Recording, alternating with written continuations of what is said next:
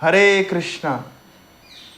तो आज का विषय बहुत ही महत्वपूर्ण है कि हमारे जीवन में तीन जो है चीज़ों की आवश्यकता है जो हमें बैलेंस रखती है हमारे जीवन में, और यह सभी पहलुओं के लिए काम करता है, सभी वर्ग के लोगों के लिए कार्य करता है। तो वो तीन पहलू क्या हैं?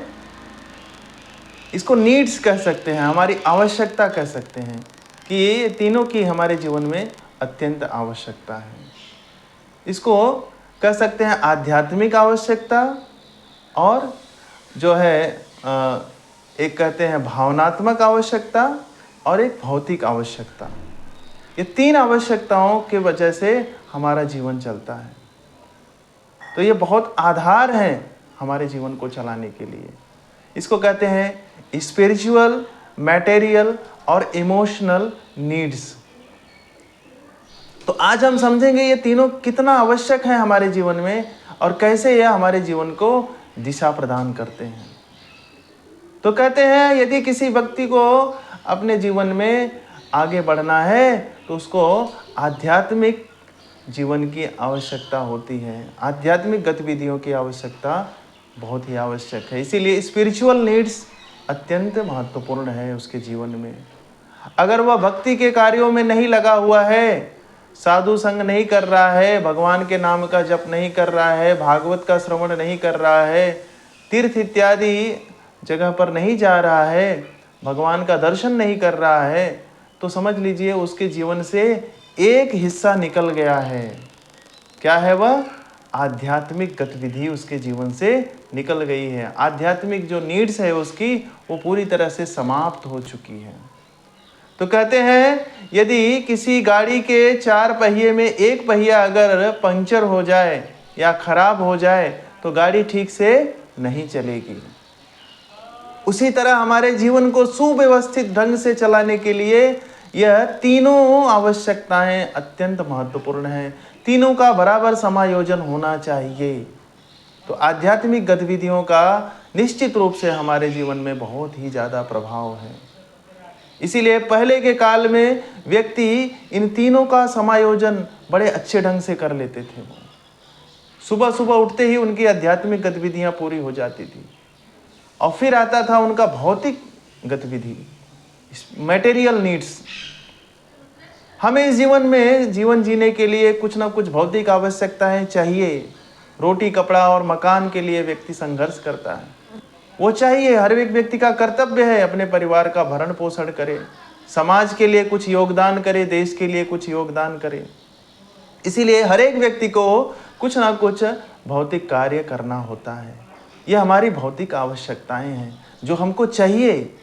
इसीलिए व्यक्ति को कुछ ना कुछ कार्य अपने गुण के आधार पर करना चाहिए। साइको फिजिकल नेचर, जैसा उसका गुण है, या ब्राह्मण है तो ब्राह्मण के गुण के जैसा कार्य होना चाहिए, क्षत्रिय है तो क्षत्रिय के गुण के जैसा कार्य होना चाहिए, हाँ, और वैश्य है तो वैश्य के गुण का जैसा कार्य होना चाहिए, शूद्र है तो शूद्र के जैसा कार्य करे, तो वह अच्छे ढंग से अपने कार्य को सुचारू रूप से कर पाएगा।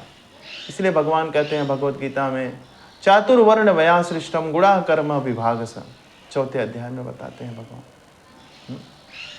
तो यह हो गया भौतिक हमारी नीड्स, भौतिक आवश्यकता।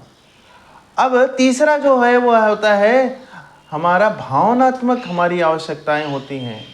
हम आध्यात्मिक रूप से मजबूत हो जाते हैं, हम स्पिरिचुअल प्रैक्टिस करते हैं, मटेरियल हमारे पास बहुत सारी चीज़ें आ जाती हैं, लेकिन तीसरा जो पहलू है वो भी महत्वपूर्ण है, वह है भावनात्मक रूप से हमारा लोगों के प्रति जुड़ाव।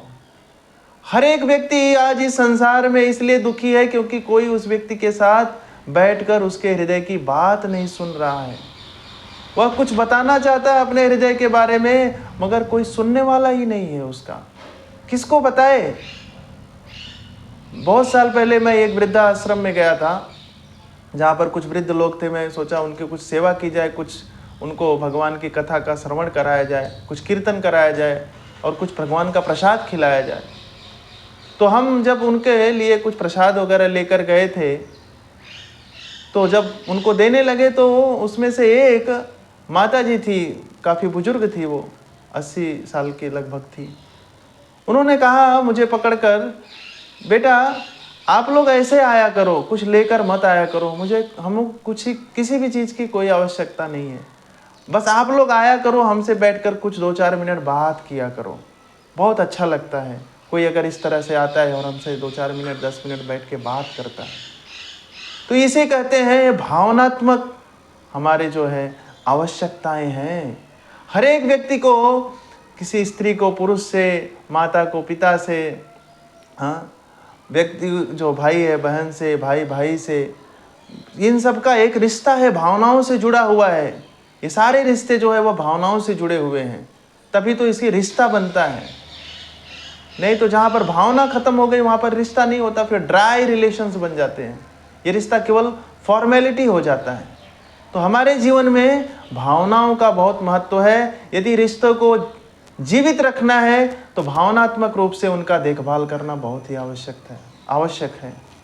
हमें निश्चित रूप से दूसरे के बारे में सोचना चाहिए, वो व्यक्ति की क्या भावनात्मक आवश्यकताएं हैं। कम से कम अपने जान पहचान, अपने व्यक्तिगत संबंधों में कम से कम कुछ समय देना चाहिए, उनके बारे में उनका सुनना चाहिए और उनकी देखभाल करनी चाहिए। कहते हैं यदि आप रिश्तों को जीवित करना चाहते हैं तो 80% आप उनको देने का प्रयास कीजिए, 20% केवल लेने का प्रयास कीजिए। और हम क्या करते हैं, हम उसका उल्टा करते हैं। हम 80% लेने का प्रयास करते हैं और 20 से ज़्यादा कम हम देने का प्रयास करते हैं। इसलिए सारे रिश्ते आजकल टूट रहे हैं। तो रिश्तों को बचाने के लिए और अपने जीवन को अच्छी तरह से चलाने के लिए ये स्पिरिचुअल, मैटेरियल और इमोशनल, ये तीनों की आवश्यकताओं को हमें भली भांति जानना होगा। हरे कृष्णा।